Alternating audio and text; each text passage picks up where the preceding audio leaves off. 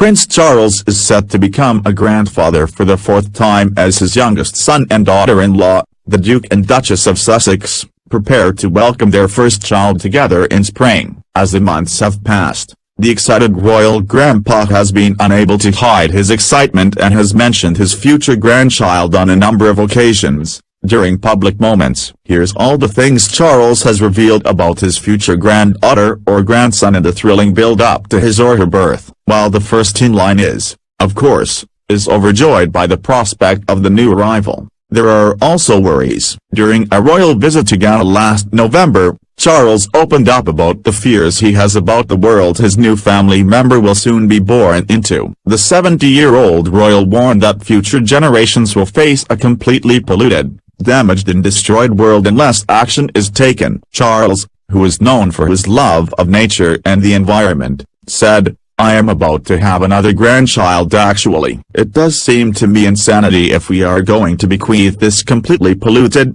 damaged and destroyed world to them. All grandchildren deserve a better future." Following the announcement of Meghan's pregnancy in October, Kensington Palace revealed that Charles and the Duchess of Cornwall as well as other members of the royal family were delighted for the couple. On the same week, Charles paid a visit to the Royal Lochnagar distillery in the Scottish Highlands, where a reporter asked the royal if he had toasted news of the royal baby, to which Charles replied, "Oh yes, absolutely," before adding, "several times, at the moment." A few weeks later, the prince sent thank you notes after receiving several congratulatory cards. Royal blog account Crown Replies shared a picture of the message, which read, "The Prince of Wales asked me to thank you for your recent letter, which you have sent following the announcement that the Duke and Duchess of Sussex are expecting their first child." The note continued, "His Royal Highness is grateful to you for taking the trouble to write as you did. He was touched by your kind words of support and has asked me to send you his warmest thanks and very best wishes." It seems the baby Sussex will have a sweet nickname for Prince Charles, judging by the sweet nickname that Prince George and Princess Charlotte used for the royal grandfather.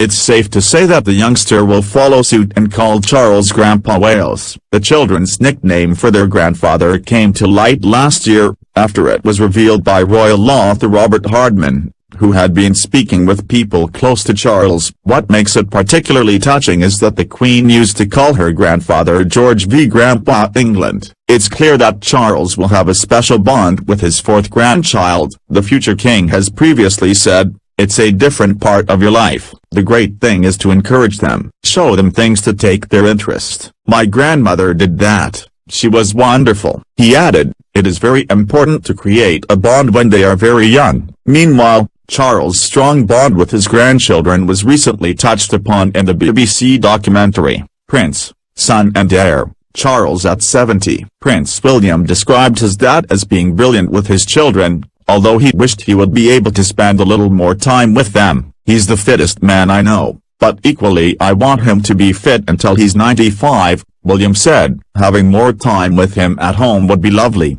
and being able to play around with the grandchildren, because when he's there, he's brilliant, but we need him there as much as possible." Prince Charles will welcome his fourth grandchild in spring 2019.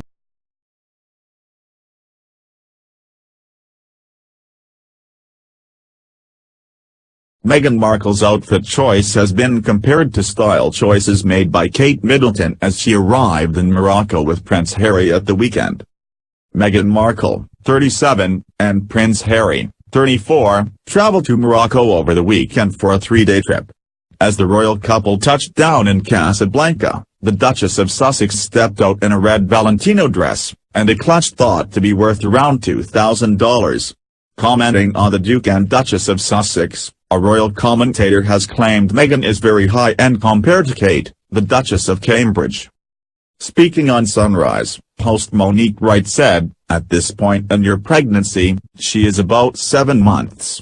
You are really just wearing a sack, aren't you? She goes and gets a Valentino dress. Also, the clutch that she was wearing was more than $2,000.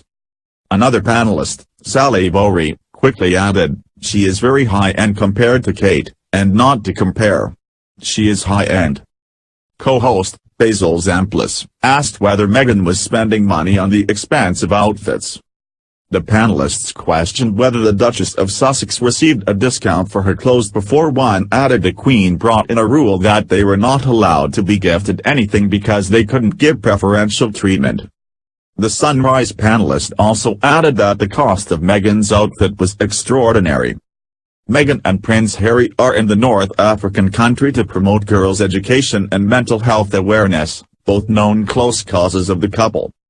The royal couple are expected to visit projects aimed at strengthening women in society and tackling mental health challenges. The Duke of Sussex inspected a guard of honor at the airport as had been prearranged. On their last day, the royal couple are expected to visit the Moroccan Royal Federation of Equestrian Sports. During their trip, Meghan also received a henna tattoo, in celebration of her pregnancy. The henna tattoo, popular in Morocco, is seen as good luck for pregnant women. Samira Ottati, 17, who created the design said, "It's the tradition for pregnant women in Morocco to have a henna tattoo. We do it for major celebrations like getting married or having a baby. It's like the plant of paradise, so we use it to mark all major occasions." When the artwork was finished, the Duchess praised Samira, saying that's really lovely, before giving Prince Harry a closer look. Morocco's King Mohammed VI will meet the Duke and Duchess to mark the end of their visit. The whirlwind visit comes at the close of a busy week for Meghan following her New York baby shower.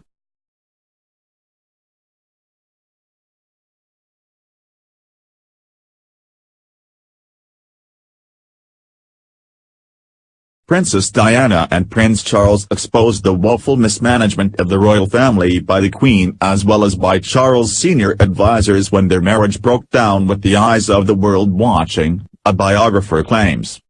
Prince Charles and Princess Diana both gave tell-all interviews to discuss intimate details of their private lives after their separation in 1992.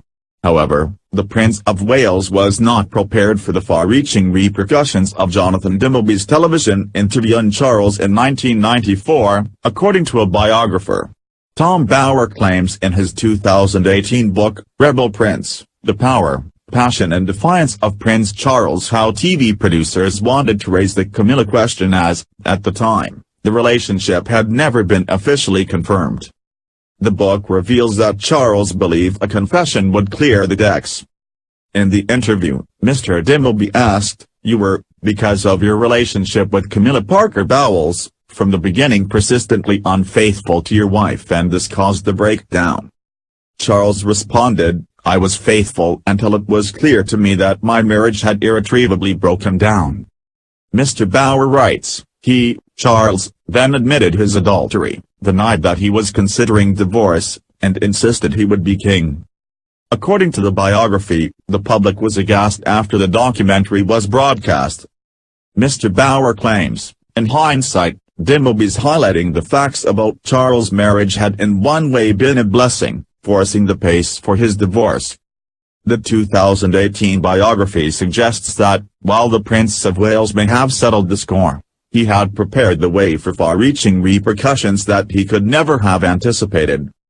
The film, in which Mr. Dimbleby was given unparalleled access to the future sovereign, was to mark the 25th anniversary of his investiture as Prince of Wales. Many of the details of the deteriorating marriage of the Prince and Princess of Wales have long since been in the public domain, especially since June 1992, when Andrew Morton's book Diana, Her True Story hit the shelves. At one point in the film, the prince said that he was not considering a divorce from the princess, but, he added, he did not view divorce as a barrier to becoming king.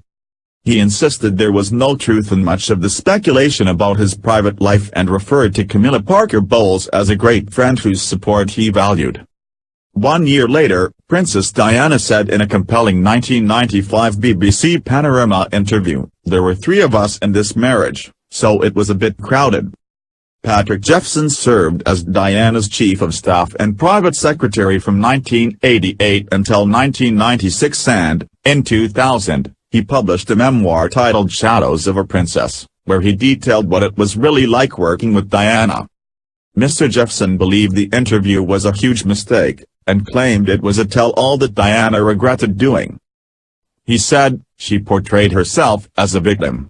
In reality, she was a much stronger person. She was in a position to be a healer, rather than a victim. She could have appeared from a position of strength.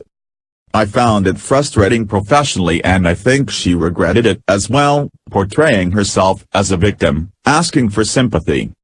She missed an enormous opportunity to cement her position. However, Mr. Bauer writes in Charle's biography how the battle with Diana had revealed the woeful mismanagement of the royal family by the Queen as well as by Charle's senior advisors.